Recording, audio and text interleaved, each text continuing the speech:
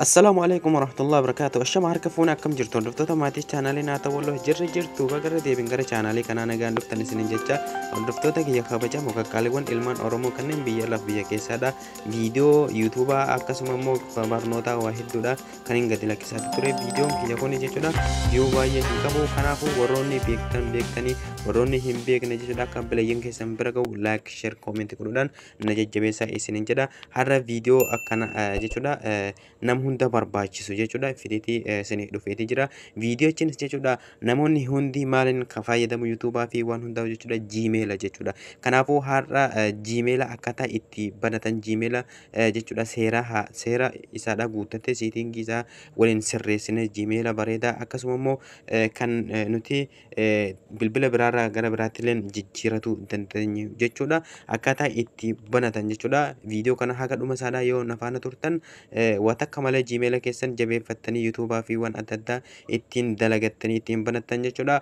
Booda jiimeeluma san itti galchattanii jiimeela sanirraan isiniif dhufuu danda'a jechuudha. Hundinuu tiktokaatii fi yuutuubiin illee jechuudha. Kanaafuu akkaataa jiimeela itti banatan hordoftoota kiyya kabajamoo warroonni beektan warroonni hin beekne viidiyoo kana haga dhuma isaadhaa daawwadhaa isiniif gala jedhee abdii qaba. Kanaafuu akkaataa jiimeela itti banatan aappii telefoona keenyarra jiru jechuudha. Irra kilik godhannaa yeroo jiimeel ka jedhu ni jira.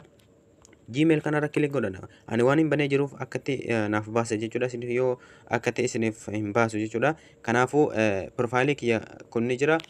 Piroofaayilii keessanirra kilik godhanna kunoo akkuma argaa jirtan yeroo profaayilirra kilik godhanne add another account ka jedhu kun ni jira.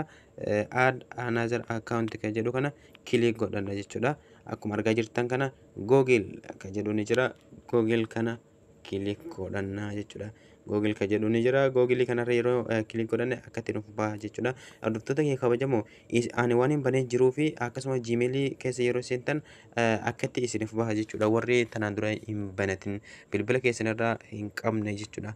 Kanaaf akkatti isiniif baha jechuudha. Egaa hordoftoota kee kabajamoo yeroo inni akkatti isiniif bahe beektanii wanni isin gootan create account ka jedhu kana create account ka jedhu kilik godhan. Achi booda for myself ka jedhu kana kilik godhan. Kunoo akkuma argaa jirtan deemutti jira. Kanaafuu jiimeela bareedaa itti banannee itti fayyadamuu dandeenyu kan namni illee nu jalaa sheenee itti fayyadamuu hin dandeenye paaspoortii fi seera haaraa mataa isaadha jechuudha. Siitingii hunda waliin sirreessine kan waliin bannu ta'a. Kanaafuu nafaana turaa isiniin jedha hordoftoota kee kabajamoo. Hordoftoota kee kabajamoo kun akkatti isiniif baasa jechuudha. First name akkasuma last name ka jedhu akkatti saanduqa lama kana isiniif fida. Asirratti waan feetan itti barreeffattan jechuudha. Maqaa keessan sirrii ta'e itti barreeffattanii jechuudha. Maqaa feetanis waan biraa feetanis jechuudha. Isin itti barreeffattan jechuudha. An amma ofii kiyya itti haa barreeffadhuuti. Mahammed Nur Mahammed Nur jedhee itti haa barreessu. Akkasuma immoo asitti illee Adam haa jedhuuni. Ka gadii sanduuqa gadii kanatti Mahammed Nur Adam. Kunoo akkuma argaa jirtan akka feetanitti barreeffachuu dandeessan maqaa sirrii ta'e jechuudha. Asitti maqaa kiyya maqaa abbaa kiyya itti barreesse jechuudha. Isin an jechuun isin agarsiisuudhaaf waan ta'eefuu jechuudha. Isin akka feetanitti barreeffachuu dandeessu. Achi booda yeroo barreeffattanii cheekii godhattan jechuudha. Jiimeela banataa jirra hordoftoota kee kabajamoo seeraan ilaalaa caqasaa viidiyoo kana. Achi booda next ka jedhu kun ni jira. Next kana kilik godhanna. Kunoo next ka jettu ni jirti. Next tana kilik godhanna. Obsa godhanna jechuudha. Kunoo akkatti nuuf baasa sanduuqa kana nuuf baasa jechuudha. Sanduuqa kana wanni nuti guunnu jechuudha. Daay ka jedhu asitti guyyaan guutuu qabna. Guyyaan har'a guyyaa meeqa? Guyyaa takka na fakkaate. Guyyaa lama asitti bara guuna jechuudha. Isa asii kana biruma dabarfanna. Asitti ka jedhu kun bara guuna jechuudha. 1999 faa guutan jechuudha. Bara dhaloota keetiiti jechuudha. Kanaafuu gender ka jedhu kana ni filanna jechuudha. Asitti isa feeteen irra godhatuu dandeessan jechuudha. Dhiira akkasuma shamarra adda baafattan jechuudha. An meeliin godha. Achi booda next ka jedhu kun ni jira. Next kilik godhanna jechuudha. Hordoftoota kee kabajamoo asitti waan irraanfannetu jira. Kunoo asitti baatii kana jechuudha. Baatii amma keessa jirru jechuudha. Laalleetii Oktoobar kunoo akkatti itti guunna jechuudha. Achi booda kilik godhanna jechuudha. Baatii keessa jirruu fi guyyaan yeroo Gmail san bantan jechuudha. Guyyaan san sirrii fi baatii Oktoobar guyyaa 2 jechuudha har'a. Kanaafuu akka kanatti ilaaltanii seeraan banatuu dandeessu. Gmailiin keenya kun nuuf baaseetii jira. Muhammad Nur Adam gmail.com ka jedhu as keessa isa feene filanna jechuudha. Adam Muhammad Nur gmail.com isa sirrii ta'e filatuu dandeenya jechuudha. Kanaafuu isa jalqabaa kana filadha. Achi booda sanduuqa tana yeroo akkatti raayit itti godhe next ka jedhu kun ni jira. As harka gadi next kilik godhanna. Asitti paaspoortii jabaa ta'e filadhuu nuun jedha jechuudha.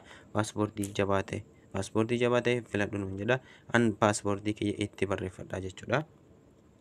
Paaspoortii isin itti barreeffatuu dandeessu jechuudha. Paaspoortii namni shakkene jechuudha. Itti barreeffatuu dandeessu jechuudha. Kun paaspoortii itti barreeffadheetiin jira.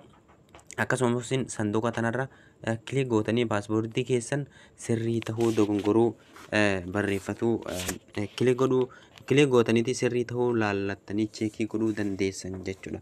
Sanduuqa kunoo tana akkuma agarsiisaa jiru tana jechuudha. Ka xiyyeerra jirtana paaspoortiin keessan sirrii tahuu jechuudha. As dhuftanii mirkaneeffatuu dandeessu jechuudha. Raayitii tana irra gootanii jechuudha. An agarsiisu waan hin feeneef jechuudha. Kanaaf hordoftoota kee kabajamu yeroo paaspoortii keessa itti galchattan immoo asitti wanni dogongoruu hin qabne eeggatu qabdan akka namni hin yaalleef paaspoortii keessan maqaa fi akkasuma urjiiwwan adda addaa kunoo akkuma jiru kana urjii fi maslaalee waan adda addaa jechuudha. Lakkoofsaa fi maqaa wal keessa godhuu qabdan jechuudha. Lakkoofsaa fi jettanii maqaa bichaa osoo hin taane lakkoofsaa fi maqaa waa hedduu itti babarreessuu qabna jechuudha. Kanaafuu yeroo paaspoortii keenya itti galchannee xumurre next ka jedhuun ni jira. Harka gadi kana next tana tuqanna jechuudha. Next yeroo tuqanne jechuudha. Kunoo paaspoortii nambaraa fi waan adda addaa wal keessa galchinaan jedhanaan jechuudha. Beektan adiitu jira. Kanaafuu mee waliin haa ilaaluuti.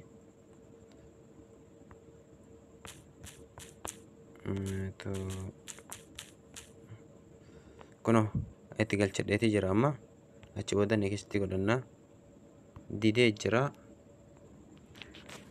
Hordoftoota kee kabajamoo yeroo akka sirriidhaan jechuudha. Lakkoofsaa fi akkasuma maqaadhaan wal keessa mannee mallattoo gaaffitii yeroo keessa galchine jechuudha nu dabarsa jechuudha. Kanaafuu wanni inni diddeef jechuudha. Zim jedheen takka 2-3 jedheetuma fa'aa barreesseeti ture. Kanaafuu ni dedda jechuudha. Nuti immoo waan nuti godhuu qabnu akkasuma maqaa keessanii fi paaspoortii kanarratti jechuudha. Maqaa keessanii fi lakkoofsa akkasuma immoo haashtaagii mallattoo adda addaa kana itti galchitaniiti paaspoortii jabaa ta'e hidhatuu dandeessu jechuudha. Maaliif isaanis namni hin yaala jedhaniiti 1-2-3 warroonni jedhanii akkasittiin banannee jiran jechuudha. Kanaafuu waan sanii fi namarra diimese jechuudha.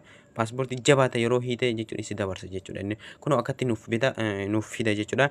Skip ka jettu kun ni jira. Skip godheetiin irra dabarfadha. Yoo feetan jechuudha. Yoon fedhe ittiin galchadha nambara. Kanaafuu ani amma waan irra dabarfatuu barbaaduuf skip godheetiin irra dabarfadha. Nambara jechuudha. Boodaa illee itti galchatu waan hin danda'uuf jechuudha. Amma kaayyoon Gmailii banuudha jechuudha.